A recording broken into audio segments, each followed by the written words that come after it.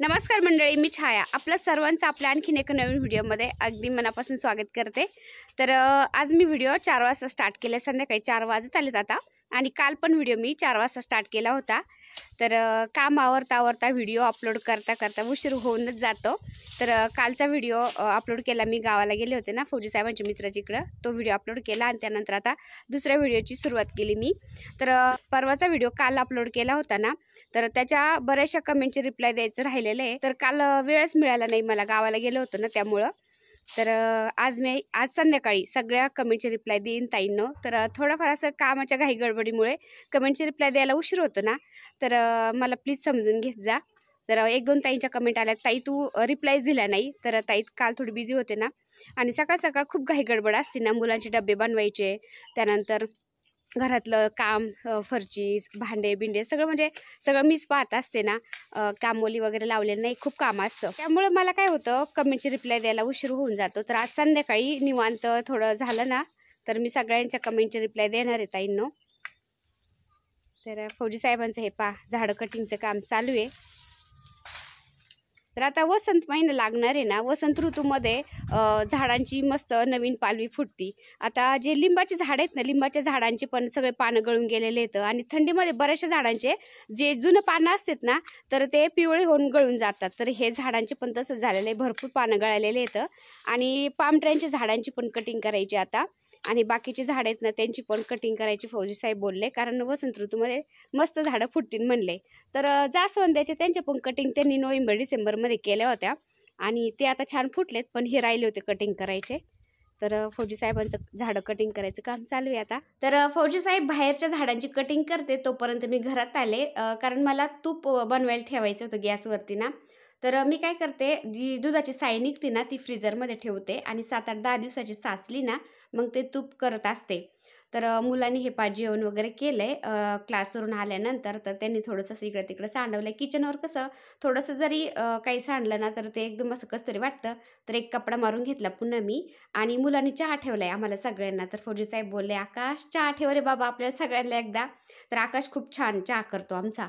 तर त्याला चहा ठेवायला सांगितलं, आणि फ्रीजरमधून मी सगळे साईचे डब्बे काढून, आता ही फ्रीजरमध्ये आपण दुधावरची साई ठेवली होती ना, तर त्याच्यावरचे मी झाकणं काढलेत आता, आणि थोडंसं हे नॉर्मल टेम्परेचर येण्यासाठी ठेवलंय। थोड्या वेळाने अर्ध्या तासाने मी याला आता साई म्हणजे आपलं तूप व्हायला ठेवून गॅसवरती, तर बाकीचं काम करून घेते। तर तूप थोडंसं म्हणजे साई नॉर्मल टेम्परेचरवर येते तोपर्यंत कपड्यांच्या घड्या घालायच्या होत्या, मी कपड्यांच्या घड्या घातल्या। आणि हे थोडंसं नॉर्मल टेम्परेचरवर आलंय ना, मी लगेच पातेल्यामध्ये टाकते साई आता सगळी। तर मोठं पातेलं घेतले थोडंसं, म्हणजे कसं ते उतू येतं ना वरती, त्यामुळे थोडंसं मोठंच लागतं। कढईमध्ये टाकलं ना ते वरती उतू जातं। तर असं मोठं पातेलं घेतल्यावर त्याच्याकडे सारखं पाहायची गरज पडत नाही, एकदम मंद गॅस करून दिल्यावर। आणि साई आपण फ्रीजरमध्ये ठेवतो ना, त्याच्यामुळे अजिबात खराब होत नाही। हे एकदम अशी जशी आपण लोणी आहे ना, लोणी फ्रीजरमध्ये ठेवल्यावर जसं राहतं ना, एकदम तसंच राहिलं, एकदम पांढरं शुभ्र मस्त। कारण फ्रीजरमध्ये बर्फच तयार होतो ना, तर बर्फाच्या याच्यामध्ये ते ठेवलं ना, तर अजिबात साई खराब होत नाही। तर ते साईचे पण असे घट्ट गोळे तयार होतात ना, त्यामुळं नॉर्मल टेम्परेचरवर येण्यासाठी वेळ लागतो। तर हे थोडंसं थंड आहेच, तरी पण घट्ट गोळे येतं। तर तसंच मी आता गॅसवरती मंद आचेवरती ठेवून दिले, आणि बकऱ्या पण आलेल्या आहेत। तर फौजी साहेबांनी झाडांची कटिंग केली ना बाहेरून, तर भरपूर बकऱ्या आलेल्या आहेत ना इकडे तिकडे चरायला। तर ते हिरवं झाडांची कटिंग पाहून त्या पण पळत आल्या, आणि त्या खातच होत्या। तर फौजी साहेब आता भिंतीवरून खाली उतरलेत, आणि आतमधले जे पाम ट्रे आहेत ना, त्याचे पानं असे पिवळे पिवळे पडलेले आहेत ना, ते कट करून घेऊ म्हणले आपण आधी आता। तर काही पानं पिवळे पडलेत, आणि बरेचसे पानं असे आहेत की पाठीमागच्या वर्षी जो गारांचा पाऊस झाला होता ना, तर त्या गारांच्या पावसाने इतके झाडं धोपटले होते ना, तर हे पाम ट्रेंचे पानं असे तुटलेलेत अर्धे अर्धे, म्हणजे जे पानं असतात ना ते चिरले गेलेले आहेत। तर ते पण खराब वाटतात जरा ना। तर फौजी साहेब बोलले, आपण ते पण थोडेसे कट करू, म्हणजे खराब पानं निघून जातील, आणि जे चांगले चांगले पानं आहेत ना, तर ते छान दिसन। तर हे बघा, जे पाम ट्रेंचे पिवळे पडलेले पानं आहेत, खराब झालेले आहेत, ते पण कट करतात फौजी साहेब। तर असं झाडांचं इतकं मेंटेनन्स असतं ना ताईंनो, ते दिसायला छान वाटतात, पण त्यांचं मेंटेनन्स पण तेवढं असतं। लहान लेकरासारखं त्यांना जीव लावावं लागतं, पाणी द्यायचं, त्यांची व्यवस्थित टाईम टू टाईम कटिंग करायची। कुंड्यामध्ये झाडं लावलेली असतील तर ते रिपोर्टिंग करायची, म्हणजे जुनी माती असेल ना तर ती काढायची, नवीन माती घालायची, त्याच्यामध्ये खत मिक्स करायचं. जसं आपण स्वतःचं मेंटेनन्स करतो तसं झाडांचं पण मेंटेनन्स असतं. पण त्यांची जर काळजी घेतली ना तर ते पण आपली काळजी घेतात. आपल्याला ऑक्सिजन भरपूर प्रमाणामध्ये देतात आणि आनंद तर इतका देतात की बास.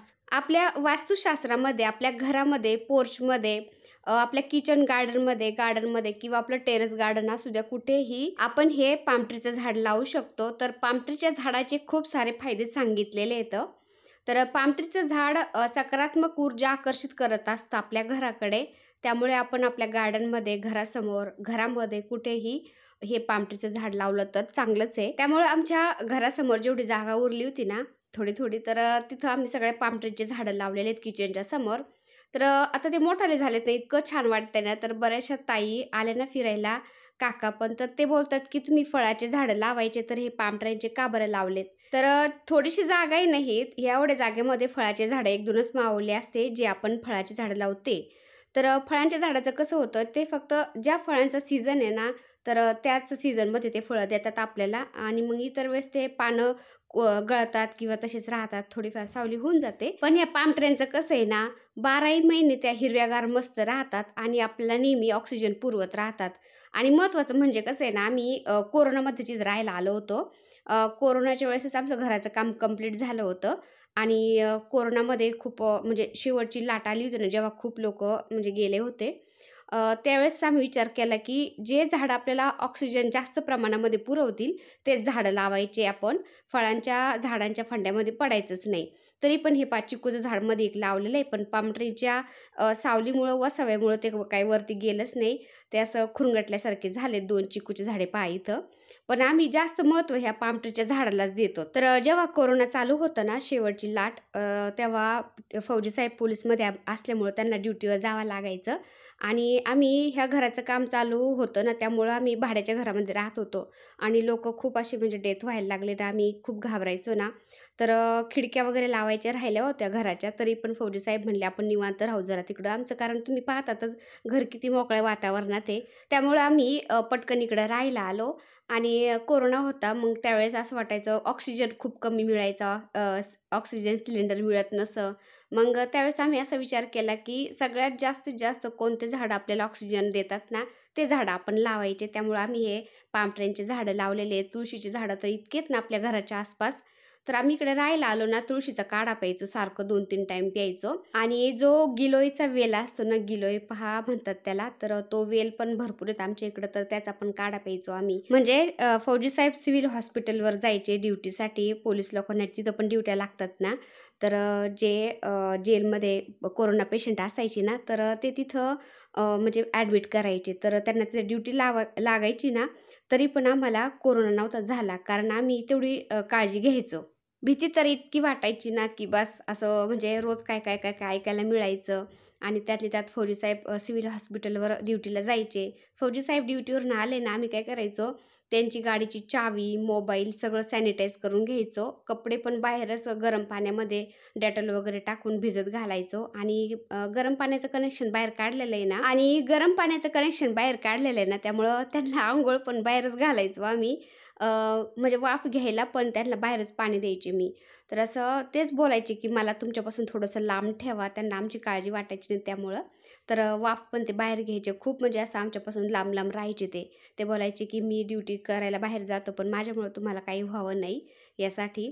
तर असं खूप भीती वाटायची त्यावेळेस. पण आमच्या घराच्या मोकळ्या वातावरणामुळं आणि आम्ही काळजी घेतल्यामुळं आम्ही एकदम सेफ राहिलो होतो त्यावेळेस. तर तुम्ही बघू शकता पाम ट्रीचे झाडं जे म्हणजे पाम ट्रीच्या झाडाचे जे पानं बाहेर आलेले आहेत ना, तर ते थोडे-थोडे असे खराब झालेत ना, ते कशाने झालेत, पाठीमागं गारांचा पाऊस झाला होता ना एकदा पाठीमागच्या वर्षी, मला वाटतं वर्ष होत आलं आता तेव्हा. तर गारा पडल्या ना, गारा पडल्यामुळं ते पानांच्यावर पडतात ना, ते पानं असे चिरले जातात आणि त्यामुळं ते असे काळपट पडलेत जरा पानं ना.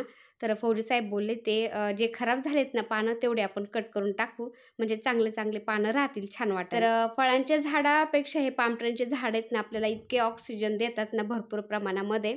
आणि आजकाल तर ऑक्सिजनची गरजच असते आणि उन्हाळ्यामध्ये तर इतकं भारी वाटतं ना, असं उन्हाळा जाणवतच नाही. सावली पण भरपूर होते त्यांची आणि हिरवंगार राहतं एकदम. आजकाल कसं ना, आपला घराचा परिसर सुंदर बनवण्यासाठी झाडांचा म्हणजे समावेश केला जातो आपल्या गार्डनमध्ये.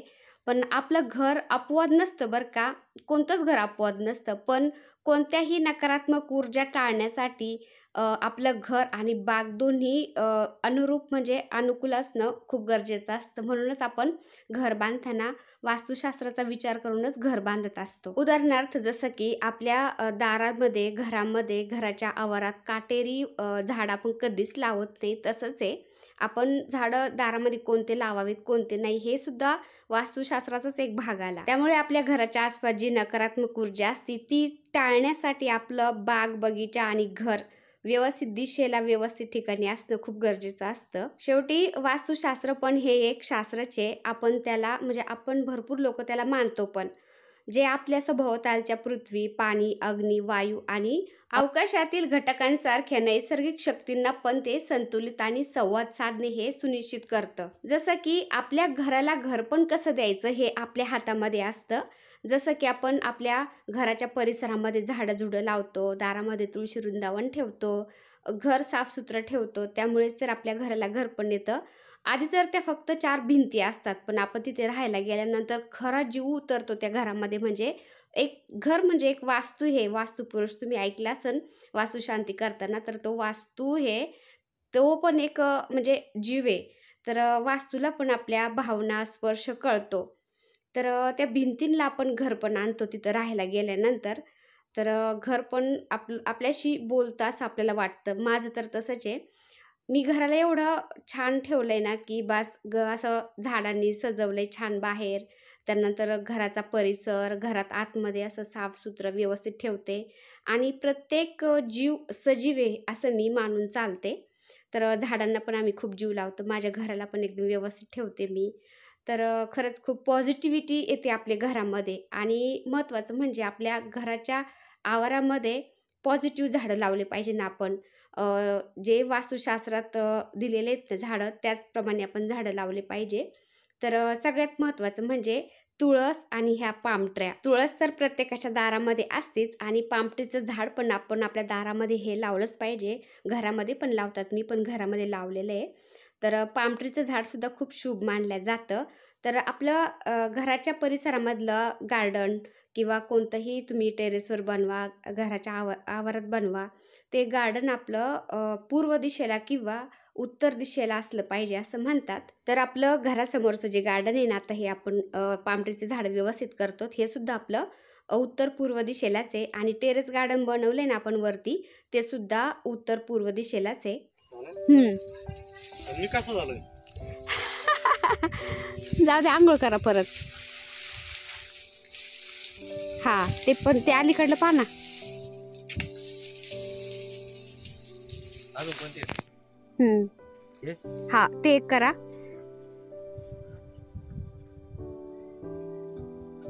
डोळ्या बिळ्यात घुसन बरं का हळूच. हे काढलं एक पान, हे पहा इकडलं. हा, हे अंग ते हा हे चांगलं आहे ना. करा. नाही. त्याला काहीतरी पांढरं झालंय. हे पण करा. हे तर बरं झालं होतं, ते आता मस्त आहे. हा, आता हेही काढलं. तर आपल्या घराची दिशा, आपल्या झाडांचं योग्य नियोजन हे आपलं आरोग्य, संपत्ती, विपुलता आणि परस्पर संबंध या सर्वांवर वास्तूचा परिणाम नक्कीच होत असतो. झाडं केवळ आपल्या घराच्या डिझाईन आणि सजावटीसाठी नसतात, तर कोणत्या झाडांच्या मुळे सकारात्मक ऊर्जा आपल्या घराकडे आकर्षित झाली जाईल हा विचार करूनच आपण झाडं लावले पाहिजे. त्यामध्येच हे पामट्रीचं झाड पण येतं. तर पामट्रीच्या झाडामध्ये पण भरपूर प्रकार आहेत. आपण हे जे पामट्रीचे झाडं बाहेर लावलेले आहेत ना गार्डनमध्ये, हे आउटडोर पामट्रीचे झाडं आहेत आणि इनडोर पामट्रीचे झाडं पण येतात, ते आपण घरामध्ये लावायचे असतात. बाहेर जे आपण गार्डनमध्ये पामट्रीचे झाडं लावलेत ना, तर त्याला ऊन लागलं तरी पण चालतं. पण जे आपण इनडोर पामट्रीचे झाडं लावतो ना, त्याला ऊन जास्त जमत नाही. त्यांना फक्त असा हलका प्रकाश लागतो, म्हणजे आपण खिडकीजवळ वगैरे ठेवू शकतो, छान येतात. तर बरेच दिवस झाले बऱ्याचशा ताईंच्या कमेंट येत होते की गार्डनमध्ये तू जितके म्हणजे इतके पामट्रीचे झाडं लावलेत ना ताई, त्याविषयी थोडीशी माहिती दे. म्हणलं चला आज फौजी साहेब झाडं पण म्हणजे झाडांची कटिंग करतात ना, तुम्हाला पण थोडीशी माहिती द्यावी. हे पाम ट्रीचे झाड आहेत ना, सकारात्मक ऊर्जा आपल्या घराकडे आकर्षित करत असतात. त्यामुळे आपण आपल्या दारामध्ये पाम ट्रीचं झाड नक्की लावावं. त्यामध्ये भरपूर प्रकार आहेत बरं का. खजुराचं झाड म्हणतात त्याला पाम ट्रीच्या झाडामध्ये, तो पण एक प्रकार आहे. त्यानंतर sago palm, lady palm, areca palm आणि युरोपियन फॅन, हे म्हणजे बरेचसे प्रकार आहेत पाम ट्रीमध्ये पण. तुम्हाला सांगू का ताईंनो, आम्ही झाडं लावलेत घरासमोर, त्यांचं मेंटेनन्स पण करतो आम्ही, पण आम्हाला एवढा सुकून देतात ना ते. जे कोणी आमच्या घरामध्ये आमच्या गेटच्या आतमध्ये एंट्री करताना ते सगळे म्हणतात की तुमच्या गेटच्या आतमध्ये येताच एक वेगळीच पॉझिटिव्हिटी जाणवते, खूप भारी वाटतं. सकाळ संध्याकाळ आम्ही तर हमखास या झाडांच्या मध्ये बाहेर टेरेसवरती असतो. तर असं वाटतं की झाडं आपल्याशी बोलतात, असं वाटतं, खूप भारी वाटतं. इतका वेळ जातो ना आमचा त्याच्यामध्ये, पण खरंच खूप एक समाधान मिळतं मनाला. तर झाडांचं पण एक येड असतं बरं का ताईंनो. जसं की फौजी साहेबांनी मला येड आहे झाडांचं. तर जे नेचर लवर आहेत, जे झाडांचे प्रेमी आहेत, ह्या फिलिंग्स त्यांनाच माहिती आहेत काय असतं झाडं म्हणजे. आमचे तर जीव की प्राण आहेत झाडं. आम्ही एवढं जपतो, एवढं जीव लावतो झाडांना. कोणते? हा, करा करा.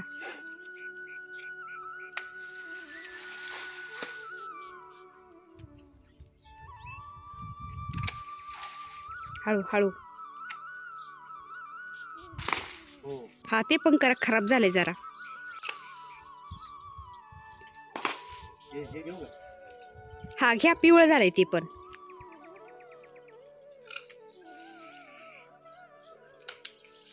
त्याच्या तुमच्या समोरचं पण एक. हा,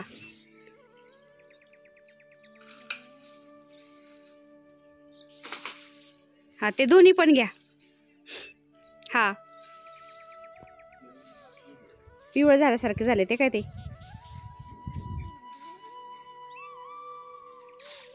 हे करू का? हा, ते पण करा करा. काय अजून कमी करू का? या लेवलला नाही ना, अजून कमी करावं लागेल. अजून कमी करा ना. एक मोठी काडी आहे ना, ती कापायची एक लेवल मध्ये बरं का, आणि त्याचीच लेवल घ्यायची मग.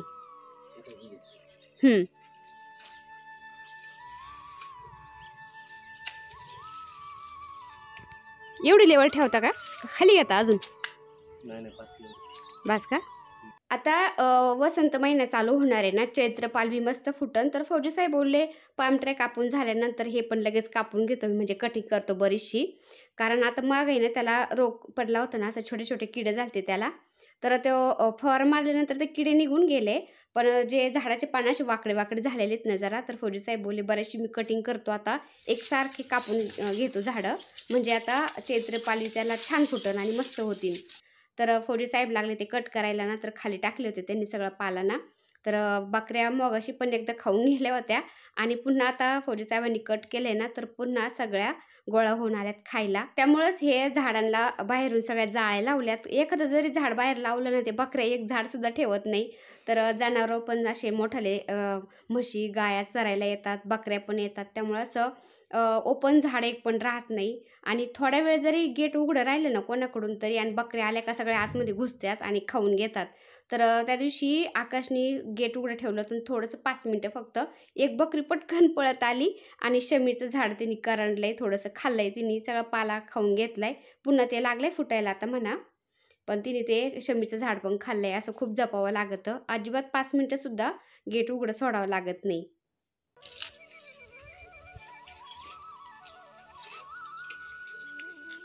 लेवल झाली ना बरोबर. हा, झाली लेवल.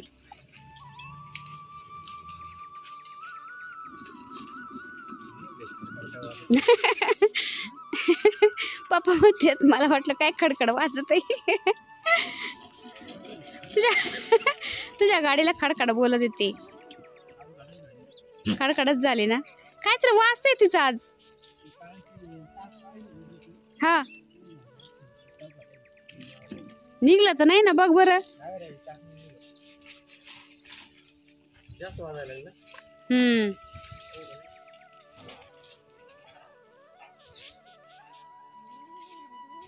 दमले होय फौजी साहेब, बकऱ्या खाऊन खाऊन दमल्या.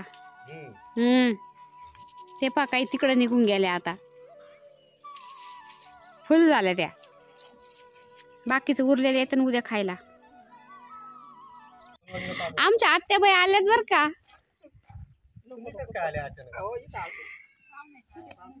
हा का. अच्छा.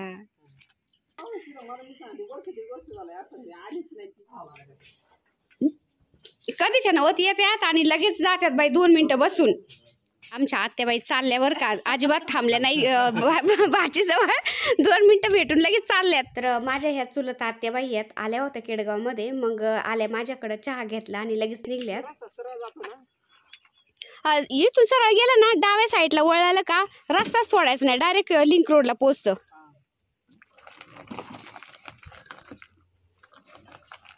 किती वर्ष झाले असते ना आत्या माझ्याकडे आलेल्या. नाही बाई 2 वर्ष झाले असतील.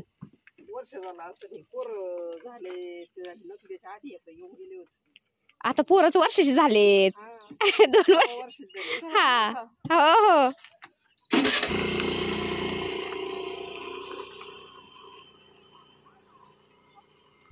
तर हे बघा फौजी साहेब हे झाड कापित आहेत आता आणि इकडले सगळे कापले. तुम्ही चहा घेतल्यानंतर बाहेर आले की लगेच आणि कापून टाकले. दमच नाही अजिबात. तर हे बघा या पानांच्या थोडासा रोग पडला होता ना आणि खालीवर पण झाले होते झाडं हे. तर फौजी साहेबांनी सगळे सारखे करून टाकलेत, आता कापून टाकले आणि आता छान होतील.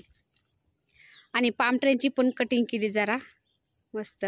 फौजी साहेबांनी झाडाची कटिंग केली ना तर ओला पाला होता ना, बकऱ्या खाऊन गेल्या आणि बाकीचं उरलेलं मग ते फांद्या वगैरे झाडाच्या ते एक ठिकाणी गोळा केलं मी आणि ते वाळल्यानंतर मग पेटून देईन, छान पेटन ते.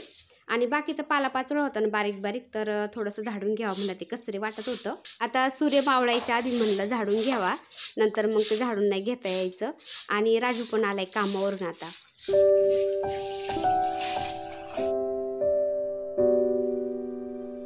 तर हे बघा मंडळी, झाडांची कटिंग केली, झाडून झुडून घेतलंय मी आणि फौजी साहेब आता सगळं धुवून काढत आहेत आणि झाडांना पाणी देतात. तर झाडांची अशी सवय लागलेली ना, तर आता झाडांची कटिंग केली ना तर थोडंसं वेगळंच वाटतंय, कसं तरी वाटतंय, काहीतरी हरवल्यासारखं वाटतंय इथं. काय नाही लवकरच फुटते है ना आता, है ना, कारण चैत्र पालवी फुटत असते ना या दिवसात, पटकन फुटते लगेच थोड्याच दिवस. हा हे नारळाचं पान राहिलं, नारळ पहा किती छान झाला यो आणि त्याच्यावरती पान आलंय. एवढं पान कट करायचं राहिलंय, एवढं एकच करायचं बरं का. आता मी मोठ्या पातेल्यामध्ये जी साई ठेवली होती ना मंद आचेवरती, मी त्याच्याकडे पाहिलं नाही, काहीच नाही. तुम्ही बघू शकता एकदम मंद आचेवरती ठेवलं होतं ना, त्याच्यामुळे ते एकदम मस्त तूप झालंय, जळालं नाही, काहीच नाही. आणि ती साई आहे ना तर बुडाला थोडीफार लागते, पण त्याचा काही फरक नाही पडत.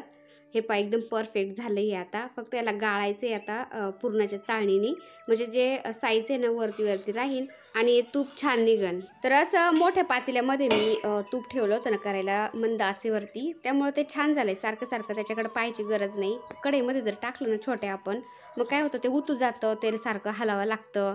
त्यामुळे मी मोठ्या पातेल्यामध्ये ठेवून देत असते. तूप झालं, तूप गाळून घेतलं आणि तेच पातेलं मी आता घासून पुन्हा त्याच पातेल्यामध्ये मी आज चुलीवरती लापशी करणार आहे.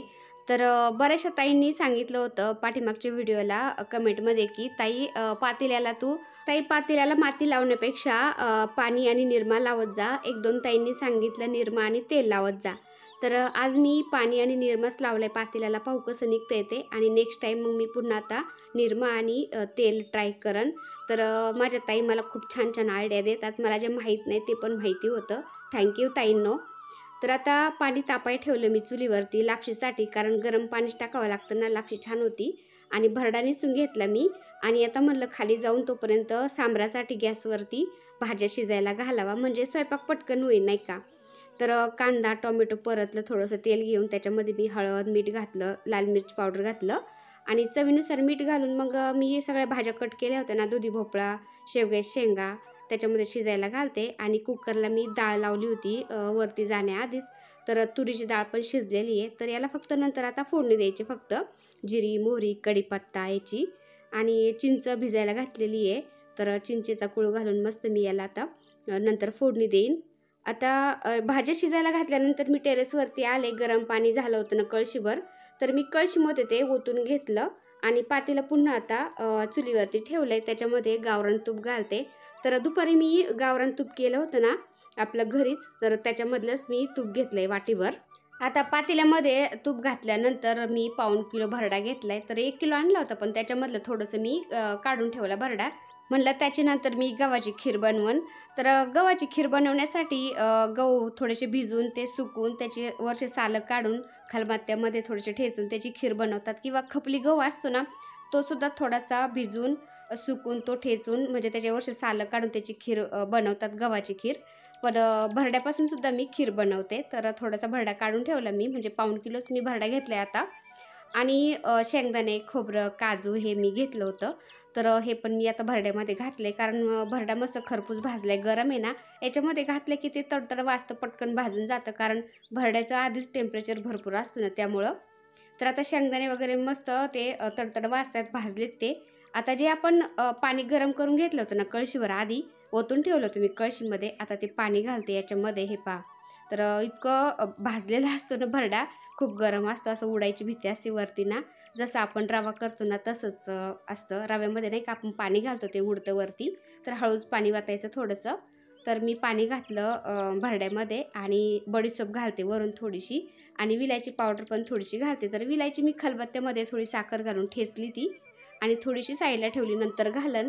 कारण विलायची पावडर आधीच घातली का काय होतं, विलायचीचा फ्लेवर तो निघून जातो. त्यामुळे मी थोडीशी विलायची पावडर घातली आणि आता लापशी शिजत आली ना नंतर थोडीशी घालन, त्यामुळे मी विलायची पावडर थोडीशी ठेवली साईडला आता.